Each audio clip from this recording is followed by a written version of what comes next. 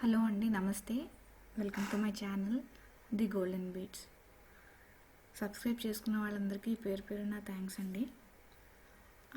ఈరోజు నేను మీకు చూపించేది ఇది ఒక ట్యూటోరియల్ వీడియో అనమాట. అంటే స్పెసిఫిక్ డిజైన్ కాదు, ఒక టైప్ ఆఫ్ స్టిచ్ అనమాట. దీన్ని బ్యాక్ స్టిచ్ అని కూడా అంటారు. బార్డర్స్కి కానీ ఫ్లవర్స్ కింద మనం వేసే స్టెమ్స్కి కానీ మనం దీన్ని ఎక్కువ యూజ్ చేయొచ్చండి. కేవలం ఇదే స్టిచ్తో బ్లౌజ్ కూడా టోటల్గా డిజైన్ చేయొచ్చు. అది నేను నెక్స్ట్ వీడియోస్లో చూపిస్తాను. ఇది జస్ట్ నార్మల్గా మనం స్టిచ్ చేసే స్టిచ్చే. 2 సార్లు స్టిచ్ చేయడం వల్ల దానికి కొంచెం లుక్ బాగుంటుందండి. అలాగే దాని మధ్యలో మనం పెట్టుకునే బీడ్స్ వల్ల లేదంటే పర్ల్స్ కానీ ఏమన్నా యాంటిక్ బీడ్స్ కానీ పెట్టడం వల్ల వాటికి కొంచెం ఎక్కువ అందం వస్తుందన్నమాట. సో ఇప్పుడు వీడియోలోకి వస్తే, వీడియోలో చూస్తున్నారు కదండి, దీనికి 3 స్టెప్స్ అండి. ఒక లాంగ్, ఒక షార్ట్ అండ్ ఒక బ్యాక్. ఇదేనండి దీని టిప్. ఒక లాంగ్ నాట్ తీసుకుంటాం. లాంగ్ స్టిచ్ చేసాక ఒక షార్ట్ వేస్తాము. షార్ట్ వేసిన తర్వాత బ్యాక్ వచ్చి మళ్ళీ ఇంకొక నాట్ వేస్తామండి. సో అక్కడ లాక్ పడుతుందన్నమాట.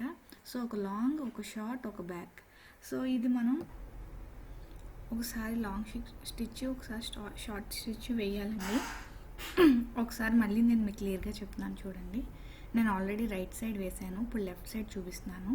ఒక లాంగ్, ఒక షార్ట్ తీసుకున్నాక ఒకసారి బ్యాక్ స్టిచ్ వేసి దాన్ని మళ్ళీ ఫ్రంట్కి తీసుకోవాలి. మళ్ళీ లాంగ్, మళ్ళీ షార్ట్ అండ్ అలాగే మళ్ళీ బ్యాక్.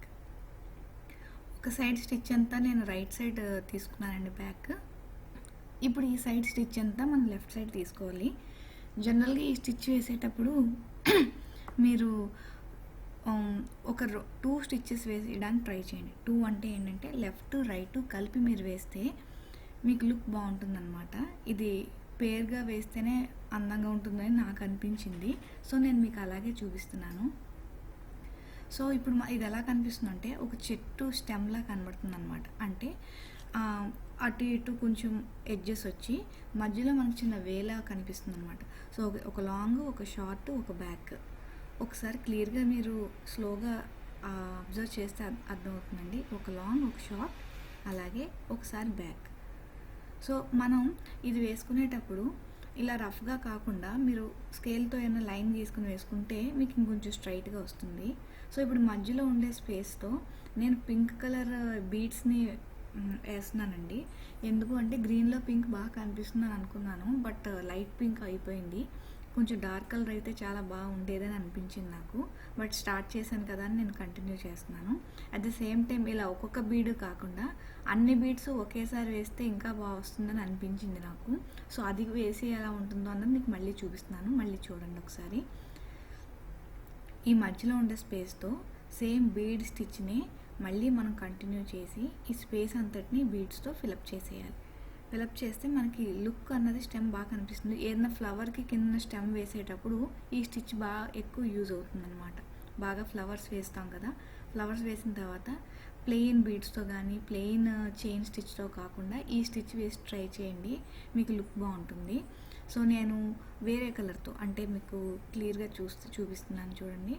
నేను ఇక్కడ గ్లాస్ బీడ్స్ తీసుకున్నాను, దాని కట్ బీడ్స్ తీసుకున్నాను, అలాగే నావీ బ్లూ థ్రెడ్ తీసుకున్నాను. నా పర్సనల్గా నావీ బ్లూ బాగా నచ్చింది, గ్రీన్ అండ్ పింక్ దాంతో పోలిస్తే కాంబినేషన్ వల్ల అనుకుంటాను. అట్ ద సేమ్ టైం నేను ఈ బీడ్స్ని చాలా దగ్గరగా స్టిచ్ చేశాను అనమాట. సో లుక్ అన్నది బాగా కనిపించింది. ఇది ఒక లోటస్ డిజైన్స్ కానీ ఫ్లవర్స్ వేసినప్పుడు మన స్టెమ్ కింద తీసుకుంటే బాగుంటుంది.